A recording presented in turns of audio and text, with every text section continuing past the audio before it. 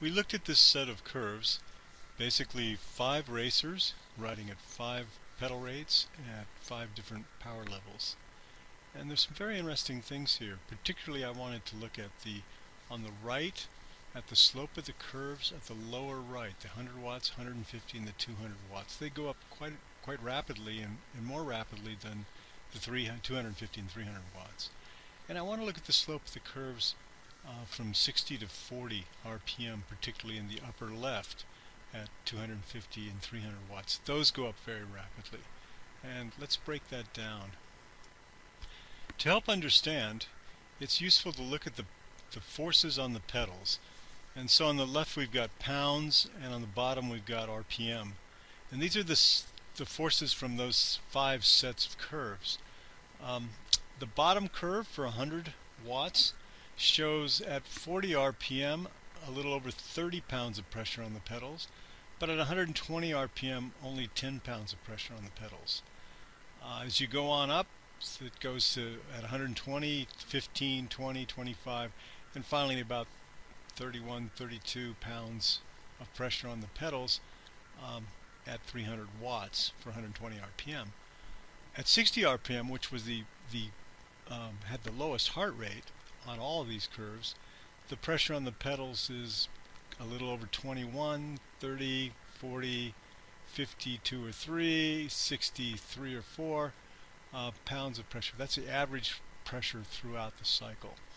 But at 40 RPM, it goes all the way up to 96 pounds of pressure on the pedals for 300 watts. And you see this really steep increase in the pressure required on the pedals. And that, I think, contributes to the steep increase we saw in the heart rate. Let's look at the next chart. This chart shows the data from the first chart. I've entered it into Excel so that I could add some other data to it. But the 5 main curves are here, showing heart rate versus RPM. You can see them actually looking from the right to left. You can see the 5 continue over. I've added some stuff on the left and one curve on the bottom.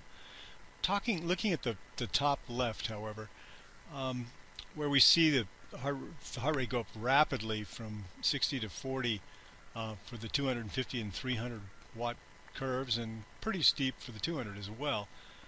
It occurred to me that part of this may be an inefficiency from lifting yourself off the saddle.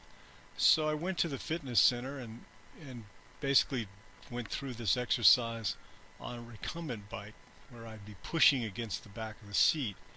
And what I found was for 100 watts, basically the same data as they got. For 150 watts, it's the pink bar here with boxes on each end, just slightly above and very similar. When I got to 200 watts, I actually was riding at about 205. Of course, this is however that machine is calibrated. It was level. Heart rate of 141 at 60 and a heart rate of 141 at 40. Now this is not what was expected. It went up rather steeply on the regular normal bicycle ergometers. When I went up to my max power on the ergometer, it only went up to 221 watts. That was maxed out at 40 RPM. My heart rate barely budged. It went up to 143. And then I switched over to 60 RPM and my heart rate went up to 154.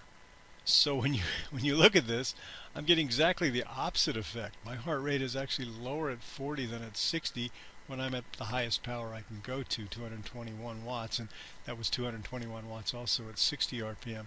Whereas at 250 watts or even 200 watts, 40 is showing a much higher heart rate than 60 for a regular bicycle, regular ergometer, where where when you push down you lift your body up off the seat. It's sort of like walking in sand. The sand moves away from you as you push off.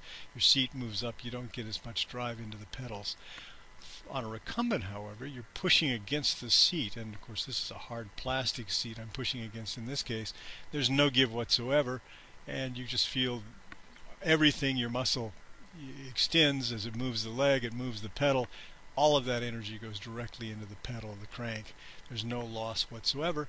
And so this inefficiency that we see with a steep curve at the top left is not reproduced on the recumbent. Now, we're talking about that same sort of inefficiency on the right, because we see this steep curve at 100 watts and 150 watts from 100 RPM to 120 RPM. Quite a steep increase.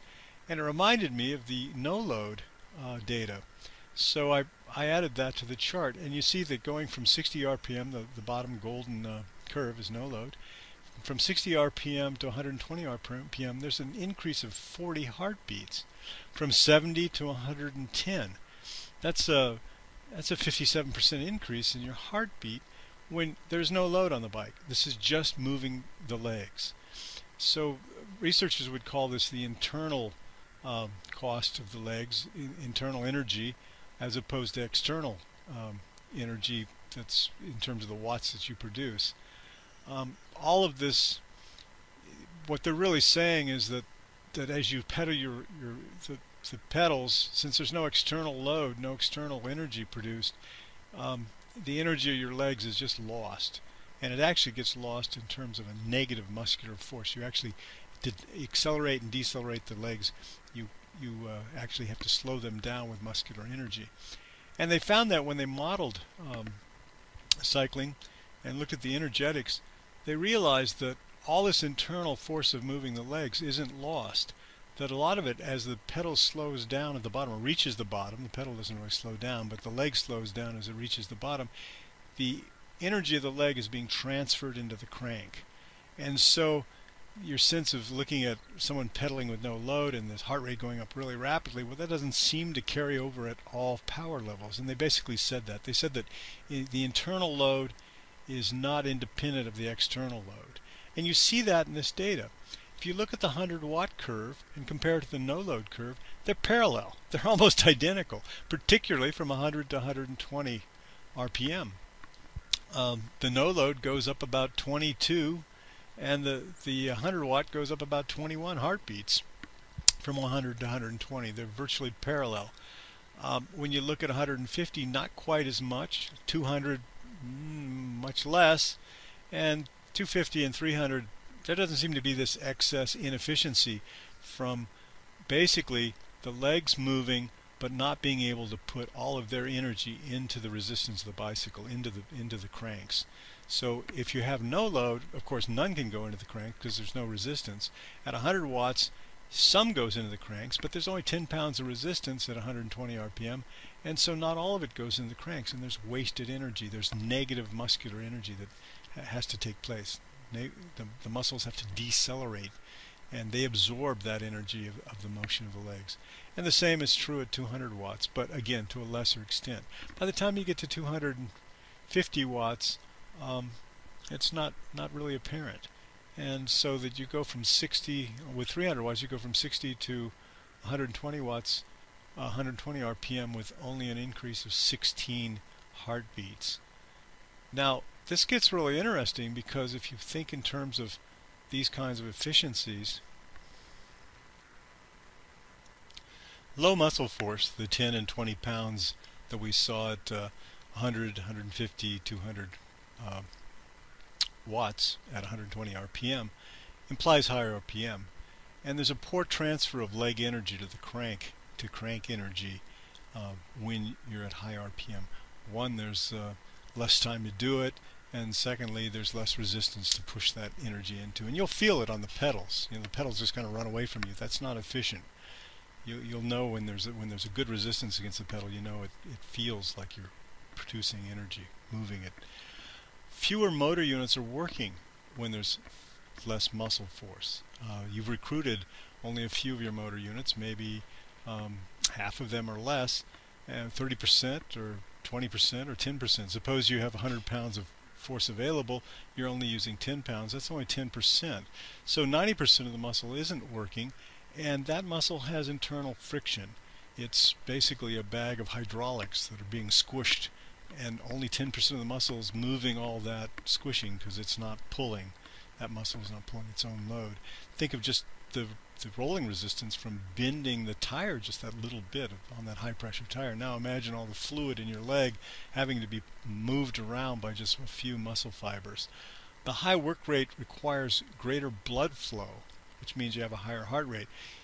if all that work's going to be done by just a few muscle fibers, then those fibers have to have a lot of blood to do that work. And the only way to get it there is with a high heart rate.